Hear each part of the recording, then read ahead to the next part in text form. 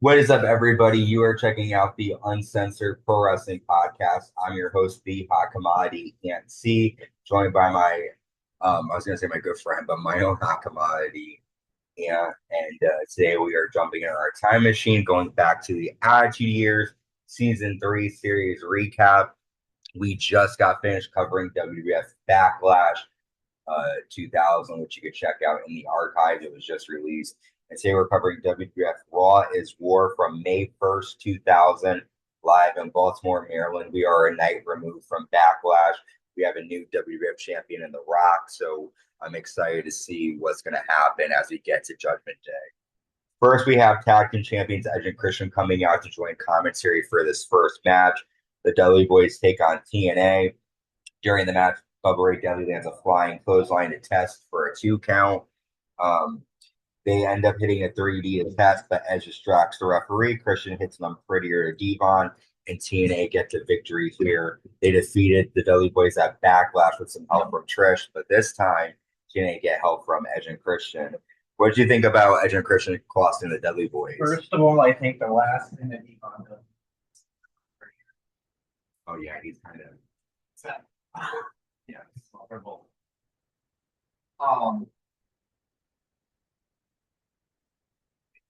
It was the Dudleys versus. TNA. They had a rematch from Backlash. It was good. I like this match. This was actually a really good.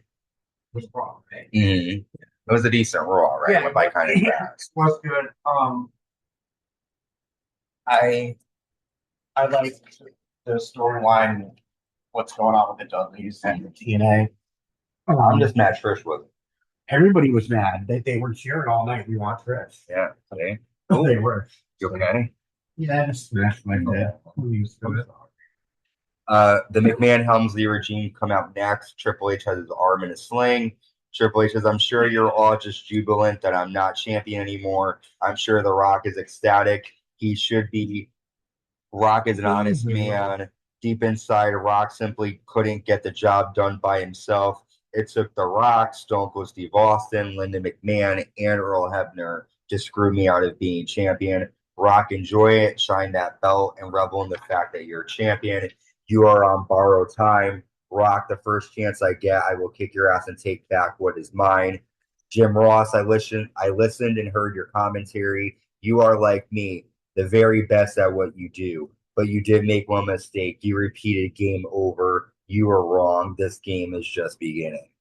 Stephanie takes the mic and she says, I'm so proud of you, honey. My husband fought with a separated shoulder gallantly. I love my husband and family. Vince then takes the mic. He says, Stone Cold Steve Austin is not scheduled to be here. If he shows up, I guarantee you that what will happen to Stone Cold is far worse than any hit and run accident. As far as my wife, she's led a charmed life being married to me. If you show up tonight, Linda, Triple H had the grace to not pedigree you, but that's not me. When the champion The Rock shows up, I can guarantee you that WWF history will be made tonight with The Rock inside that steel cage. So basically, Triple H is upset he lost the title. This is the thing. Triple H usually has really good promos. He wasn't making any good points because he's saying, "Oh, The Rock couldn't do it on time."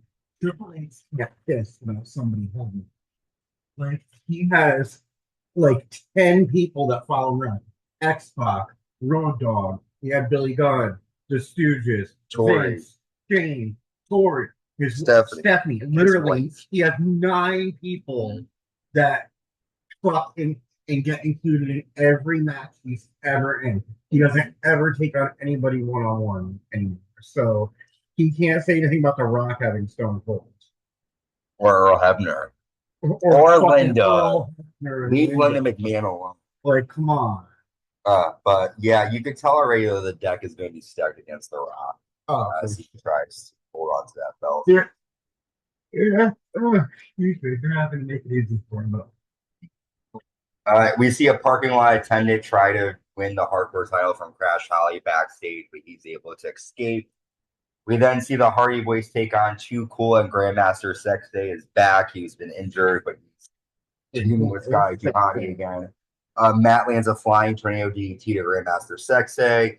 Jeff Hardy dives onto Grandmaster on the floor, but Grandmaster gets the win for his team by rolling up Matt Hardy and Too Cool get the tag team victory here. You asked earlier when we were watching it if they've been tag champions before. Do you think they deserve a shot?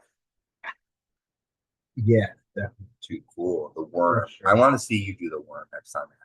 Oh, yeah, I'll be great at it. Vince McMahon tells Pat Patterson and Joe Briscoe to bring Earl Hebner to him. Once Earl comes in, Vince calls him a little shit. He blames Earl for making Triple H lose the title. He tells Earl Hebner he better stay out of his business because bad things happen to people who get in my business. So, warning to Earl. A random matchup next to Kat and Jacqueline versus Terri and Ivory. Jacqueline lands a crossbody to Ivory and a monkey flip for a 2 count. Ivory lands a bulldog to Jacqueline. Terri and the Cat roll down the ramp because they're like brawling on the stage area. Cat slams Terri. Ivory hits the Cat from behind, but Jacqueline then elbows Terri. So the Cat and Jacqueline get the win. What do you think? There's no storyline going into this. Yeah, it's really it's just random. like whatever. Yeah. You know, hot girls rolling down the ramp. Yeah, that was fun. Earl Hebner comes out next. We have X-Pac with the Road Dogg and Tori taking on Chris Jericho. X-Pac trying to defend Stephanie's honor. So Chris Jericho says, I feel bad you have to defend the honor of Stephanie McMahon-Helmsley when to her honor means when are you going to jump on her? Stephanie is a dirty trash bag. H.O. Nothing will change that. So Jericho continues to insult Stephanie.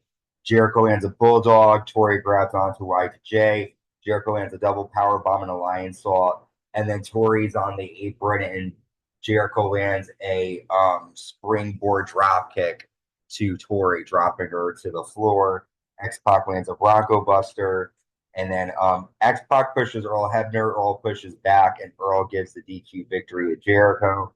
Afterwards, Jericho puts the wall of Jericho on X-Pac. So Earl Hebner, this match is just so Earl can continue to sort of fuck with DX and Triple H. What do you think? I think Vince McMahon looks real tough. You don't think he could beat up Earl Hebner?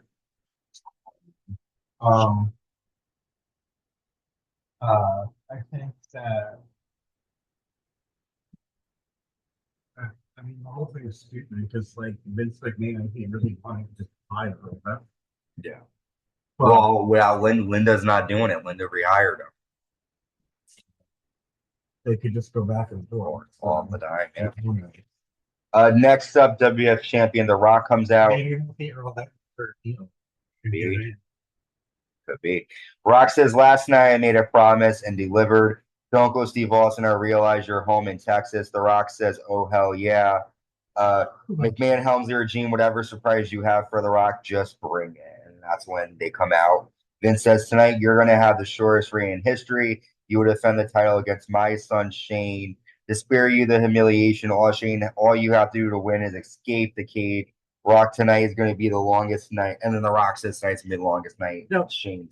Did they not say Stone Cold could show up? Like, oh, Vince was saying it's Stone Cold showed up, which kind of led me to believe that he's going to.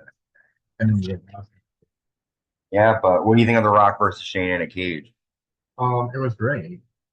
It would have been better if they were both 6. I don't know. We'll get that. But next tag champions Edge and Christian defend against Rikishi and the Big Show, who is dressed up like Rikishi and going by Shokishi. He was awesome.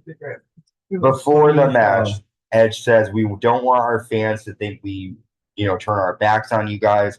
For 5 seconds, we will pose for those of the benefit flash for This is awful. Yeah. So Edge hits Big Show with the ring bell, and Rikishi and Big Show get the DQ victory. After they dance, Big Show's ass is in the thong. And I feel like this is the start of Edge and Christian. Yeah, big time. They definitely are. Next, Essa Rios with Lita takes on the European champion Eddie Guerrero with Chyna and another Backlash rematch.